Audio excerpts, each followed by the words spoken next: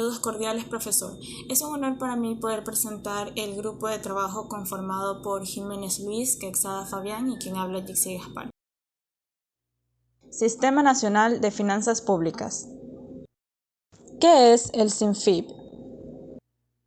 El Sistema Nacional de Finanzas Públicas, SINFIP, comprende el conjunto de normas, políticas, instrumentos, procesos, actividades, registros y operaciones que las entidades y organismos del sector público deben realizar con el objeto de gestionar en forma programada los ingresos, gastos y financiamiento públicos, con sujeción al Plan Nacional de Desarrollo y a las políticas públicas establecidas en esta ley.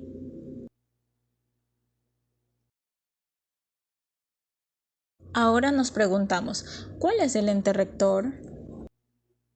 Pues bien, la rectoría del SINFIP corresponde al presidente o presidenta de la República, quien lo ejercerá a través del ministerio a cargo de las finanzas públicas. Objetivos y principios del SINFIP. Objetivos del SINFIP incluyen la sostenibilidad, estabilidad y consistencia de la gestión de las finanzas públicas, la efectividad, oportunidad y equidad de la asignación y uso de los recursos públicos, la efectividad de la recaudación de los ingresos públicos, la sostenibilidad y legitimidad del endeudamiento público, la efectividad y el manejo integrado de la liquidez de los recursos del sector público y, por último, la gestión por resultados eficaz y eficiente. Ahora tenemos los principios del SINFIP. Entre los principios del SINFIP se encuentran la legalidad, universalidad, plurianualidad, oportunidad, sostenibilidad, centralización normativa, descentralización y desconcentración y por último la participación y transparencia. Como es de esperarse, el Sistema Nacional de Finanzas Públicas posee deberes y funciones. Entre esos se encuentran formular y proponer lineamientos de la política fiscal inherentes a los ingresos, gastos y financiamiento, ejecutar la política fiscal aprobada por el Presidente de la República, precautelar el cumplimiento de los objetivos de la política fiscal, formular y actualizar la programación fiscal plurianual y anual, y aumentar y rebajar los ingresos y gastos que modifiquen los niveles fijados en el presupuesto general del Estado. Ahora bien, dentro del estudio del Sistema Nacional de Finanzas Públicas es importante conocer el concepto de recursos públicos, ya que estos son todos los bienes, fondos, títulos, acciones, participaciones, activos, rentas, utilidades, excedentes, subvenciones y todos los derechos que pertenecen al Estado y a sus instituciones, sea cual fuere la fuente de la que proceden, inclusive los provenientes de préstamos, donaciones y entregas que, a cualquier otro título, realicen a favor del Estado o de sus instituciones, personas naturales o jurídicas u organizaciones nacionales o internacionales. Ahora bien, en este apartado vamos a revisar lo que es el presupuesto general del Estado, que consiste en su definición y componentes, que lo veremos a continuación. Entiéndase como la apreciación de capitales económicos que está comprendido por los ingresos y egresos de las entidades del sector público. A continuación vamos a ver los ingresos y egresos que deben considerarse en el presupuesto general del Estado. En primer lugar, tenemos a los ingresos permanentes, que son aquellos que recibe el Estado de forma continua, periódica y previsible. Además, están presentes durante un determinado periodo de tiempo. Por ejemplo, tenemos a los impuestos, las transferencias y donaciones corrientes, tasas y contribuciones, las rentas de inversiones y multas, venta de bienes y servicios, entre otros ingresos. De la misma manera, tenemos a los ingresos no permanentes, que son aquellos que provienen de la venta de bienes de larga duración que posee el Estado.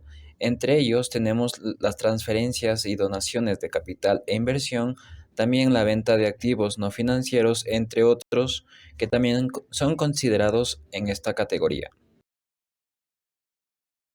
Asimismo, está constituido por los egresos permanentes, que son aquellos que son contraídos por las entidades públicas para que cumplan con sus respectivas funciones, entre los cuales tenemos los egresos por el personal, bienes y consumos de servicio, las transferencias y donaciones corrientes, egresos financieros, otros egresos corrientes y finalmente los bienes y servicios para la producción.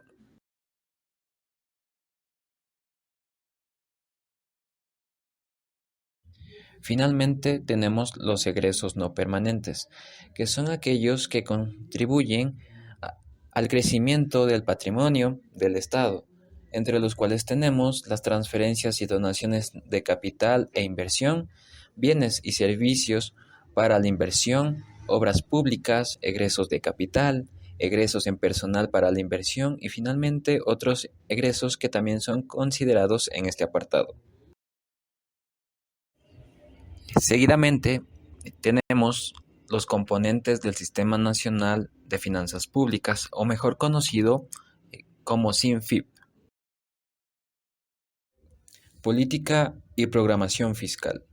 Comprende el análisis, seguimiento y evaluación de la política fiscal, como también de la programación fiscal anual y plurianual, esto con la finalidad de determinar alertas oportunas sobre los impactos fiscales que puedan sucederse tanto en las elecciones económicas como administrativas, ya que su objetivo es fortalecer la sostenibilidad de las finanzas públicas que estará enmarcado por el presidente de la República.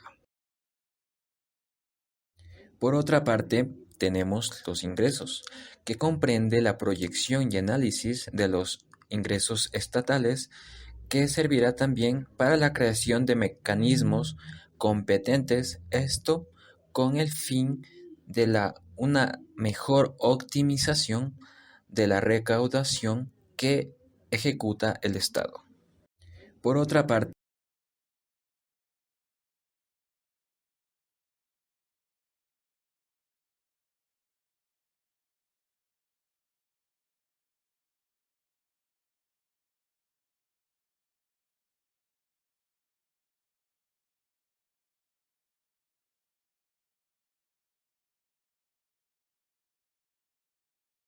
del mismo modo, tenemos a los presupuestos que están comprendidos por normas técnicas y procedimientos que están inmersos en la previsión de ingresos, egresos y financiamiento en bienes y servicios públicos, que tienen como único fin u objetivo el cumplimiento de todas las metas del Plan Nacional de Desarrollo y también de aquellas políticas públicas que hayan sido determinadas para un periodo fiscal. Una vez que sabemos el concepto de un presupuesto, también es importante conocer cuáles son sus principios, los cuales están distribuidos de la siguiente manera.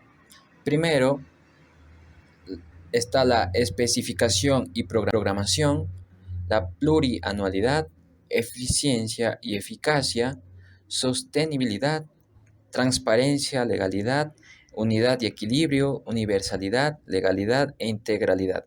Todos estos principios ayudarán a que el presupuesto general del Estado pueda tener una herramienta que lo ampare de forma transparente, es decir, que tanto los ingresos, egresos que se lleven a cabo en todas las entidades del sector público tengan un informe real, de modo que al momento de rendir cuentas todo confabule para bien, y si existiera alguna inobservancia por parte de los representados en aquellas entidades públicas, podrá ejecutarse un examen profundo para determinar cuáles de estos principios no se cumplió.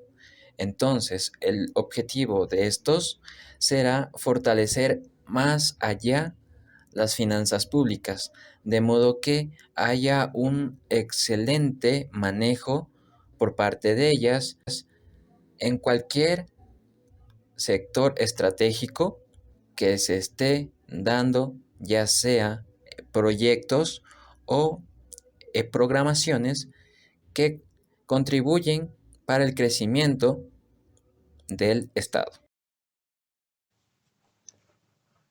Bueno, yo les voy a hablar sobre las etapas del ciclo presupuestario.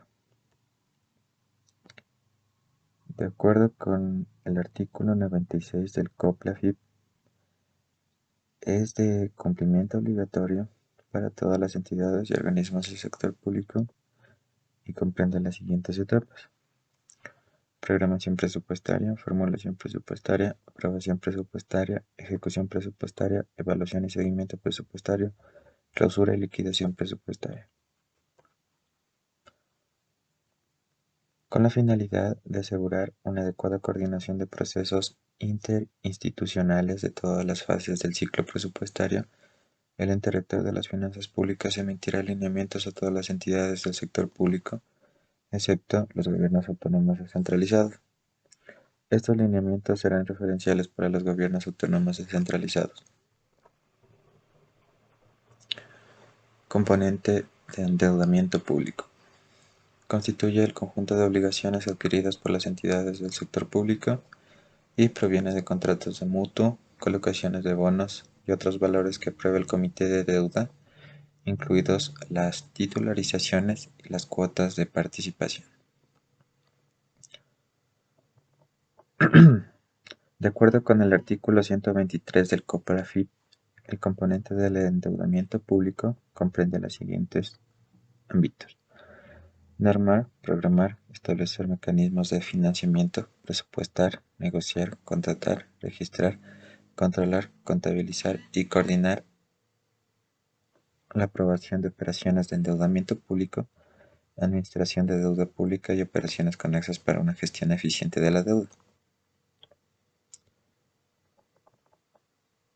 Igualmente constituyen endeudamiento público las obligaciones no pagadas y registradas de los presupuestos clausurados, así como las deudas contraídas en las entidades de la Seguridad Social ecuatorianas, IES, ISFA, ISPOL.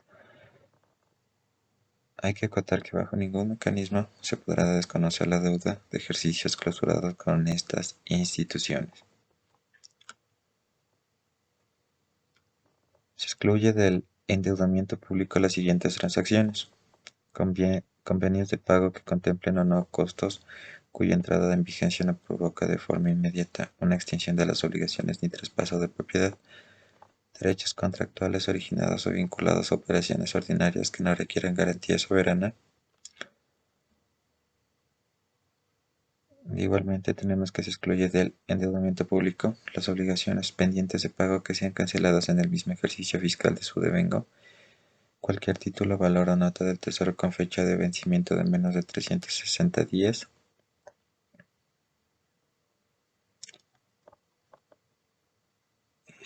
los instrumentos o transacciones señaladas deberán ser reportados estadísticamente conforme a estándares internacionales. Los títulos de valores de menos de 360 días se sujetarán a su propia normativa para su emisión, registro contable y uso. Existirá destino específico para el endeudamiento más allá de lo establecido en la Constitución y en el Código Orgánico de Planificación y Finanzas Públicas (COPLAFIP). Las entidades del sector público que requieran operaciones de endeudamiento público lo harán exclusivamente para financiar programas, proyectos de inversión, entre los cuales tenemos para infraestructura y que tengan capacidad financiera de pago. Y 3. Refinanciamiento de deuda pública externa en condiciones más beneficiosas para el país. La entidad u organismo público contratante del endeudamiento será la responsable de la ejecución de los proyectos o programas que financien con dichos recursos. En el caso del endeudamiento del presupuesto general del Estado, la entidad pública responsable de la ejecución será la establecida en la resolución que por el efecto dicte el ente rector de las finanzas públicas. También tenemos la contabilidad gubernamental, el cual es el proceso de registro sistemático, cronológico y secuencial de las operaciones patrimoniales y presupuestarias de las entidades y organismos del sector público no financiero expresadas en términos monetarios. Comprende la entrada original a los registros contables hasta la presentación de los estados financieros, la centralización, consolidación y la interpretación de la información. Su finalidad es establecer, poner en funcionamiento y mantener en cada entidad del sector público no financiero un sistema único de contabilidad que integre las operaciones patrimoniales, presupuestarias, costos, para asegurar la producción de información financiera completa, confiable y oportuna. Permite la rendición de cuentas, la toma de decisiones, el control, la adopción de medidas correctivas y la elaboración de estadísticas. Las empresas públicas podrán tener sus propios sistemas de contabilidad de conformidad a la ley y el reglamento del COPLAFIP y estarán obligadas a realizar y enviar reportes contables en los plazos y formas que emita el ente rector de las finanzas públicas para el efecto.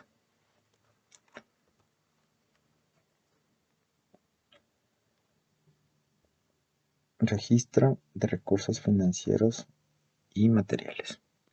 El componente de contabilidad incluirá el registro de todos los recursos financieros y materiales administrados por los entes públicos, aun cuando pertenezcan a terceros, de forma que ningún recurso quede excluido del proceso de registro de informes financieros.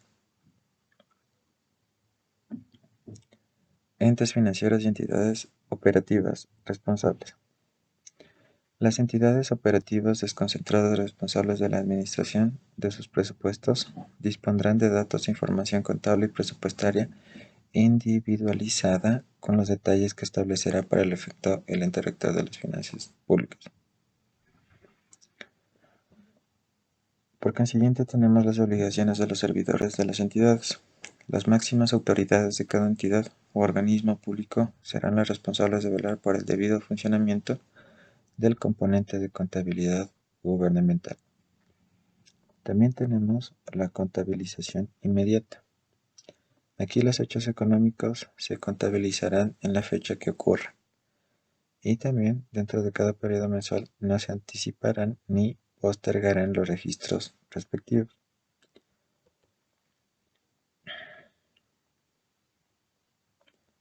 Por consiguiente, esto tenemos la ejecución presupuestaria y transacciones de caja, en donde la información contable contenida en las operaciones financieras reflejarán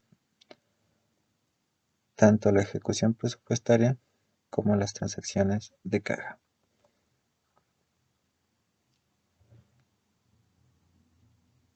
Luego de esto, tenemos las responsabilidades, en donde nos habla que la máxima autoridad de cada entidad y organismo público y los funcionarios y servidores encargados del manejo presupuestario serán responsables de la gestión y cumplimiento de los objetivos y metas y de observar estrictamente las asignaciones aprobadas, aplicando las disposiciones contenidas en el presente código y las normas técnicas.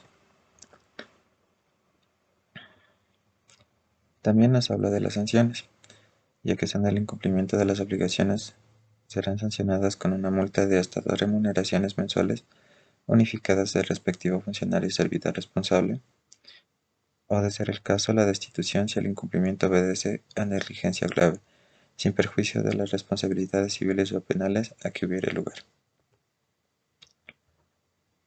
También hablaremos sobre la tesorería. Esta comprende el conjunto de normas, principios y procedimientos utilizados en la obtención, depósitos y colocación de los recursos financieros públicos. Además, establecerá una administración eficiente, efectiva y transparente de los recursos financieros públicos de la cuenta única del Tesoro Nacional. Aquí tenemos la programación de caja, la cual determina las operaciones de ingresos y gastos públicos, los cuales son el saldo de caja del Tesoro Nacional y los movimientos de la deuda pública, los cuales servirán para cubrir las obligaciones y la liquidez necesaria. Plan financiero del Tesoro Nacional. El ente rector de las finanzas públicas emitirá anualmente el Plan financiero del Tesoro Nacional, el cual será adjuntado a la proforma presupuestaria. El plan contiene el programa de ingresos y gastos de caja y sus posibilidades de financiamiento. El plan financiero tendrá por objeto programar y evaluar lo que es la programación de caja del Tesoro Nacional, la gestión de activos pasivos financieros, asegurar el adecuado financiamiento del presupuesto general del Estado.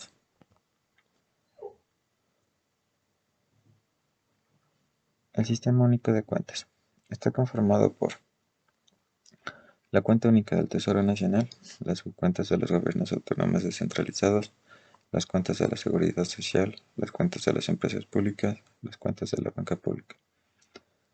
Aquí hay que acotar que las cuentas de la Seguridad Social se garantiza que en todos los aspectos contables, operativos y de gestión se mantienen de manera autónoma, por lo que estos recursos serán propios y distintos del fisco.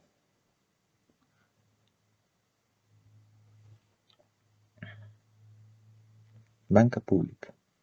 Los recursos públicos se manejarán a través de la banca pública, considerando las normas técnicas, capacidades de gestión de las entidades que conforman la banca. El cobro, pago o transferencia de dichos recursos se podrá realizar a través de otras entidades financieras. Gestión y acreditación de los recursos públicos. El presupuesto general del Estado se gestionará a través de la cuenta única del Tesoro Nacional, abierta en el depositario oficial, que es el Banco Central del Ecuador, con las subcuentas que el ente rector de las finanzas públicas considere necesarias. Para el manejo de los depósitos y créditos de las empresas públicas, gobiernos autónomos descentralizados y las demás que corresponden, se crearán cuentas especiales en el Banco Central del Ecuador.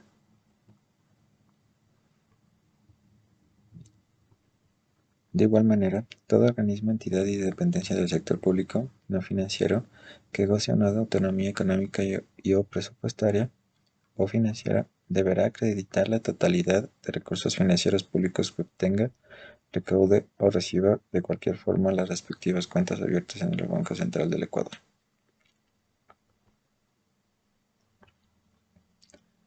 Rendimientos.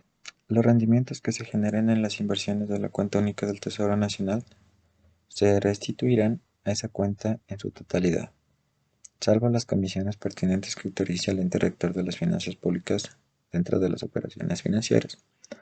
Estos recursos no formarán parte de los ingresos del Banco Central del Ecuador. Fondos de reposición. Las entidades y organismos del sector público pueden establecer fondos de reposición para la atención de pagos urgentes, de acuerdo a las normas técnicas que para el efecto emite el ente rector de finanzas públicas. De igual manera, la liquidación de estos fondos se efectuará dentro del ejercicio fiscal correspondiente. Liquidación y extinción de obligaciones entre entidades del sector público. Cuando el ente rector de las finanzas públicas establezca que entre dos o más entidades del Estado o el Estado con otras entidades puede extinguirse obligaciones existentes entre ellos, ya sea por haberse efectuado el pago, operado la compensación o por condonación de la deuda.